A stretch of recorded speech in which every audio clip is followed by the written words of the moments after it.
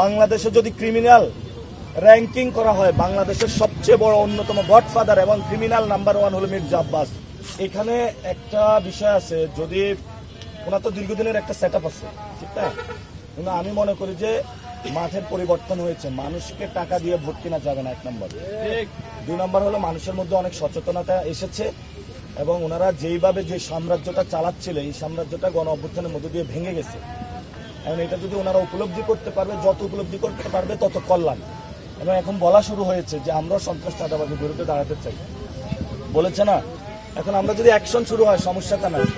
আমার কথা হলো, এই ঢাকা 8 আসনে মির্জা আব্বাসে এমপি হোক, আমার কোনো সমস্যা নাই, কিন্তু উনি কি বন্ধ করতে পারবে চাঁদাবাজি? উনি সন্ত্রাসী কার্যক্রম বন্ধ করতে পারবে? উনি কি দুর্নীতি বন্ধ করতে পারবে?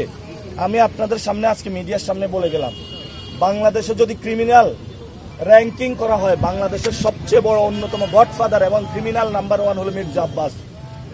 আজকে আমি বেঁচে আছি বলে গেলাম, মরার পরে আপনারা প্রমাণ পাবেন বাংলাদেশের 1 নম্বর ক্রিমিনাল মির্জা আব্বাস। সে যেইভাবে গতকাল আমাদের উপরে অ্যাটাক করেছে, 1 নম্বর ক্রিমিনাল হলো মির্জা আব্বাস।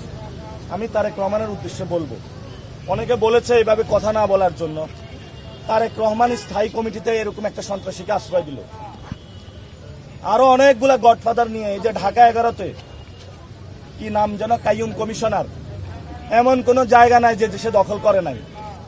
এই যে ইশরাক, জমিদার পুত্র ইশরাক, ঢাকা 6, এইসব সন্ত্রাসীদেরকে তারা নমিনেশন দিয়েছে। এখন আমরা নমিনেশনের জন্য, আমরা তো ভাই চাঁদাবাজি দুর্নীতি কোনো কিছু করি নাই। আপনি আমার সম্পর্কে খোঁজ নেন, আমার 1 টাকা দুর্নীতির অভিযোগ নাই। কিন্তু ইলেকশন কমিশন দুর্নীতি, চাঁদাবাজ, সন্ত্রাসীদেরকে নমিনেশন দিবে না, নিয়ম করেছে।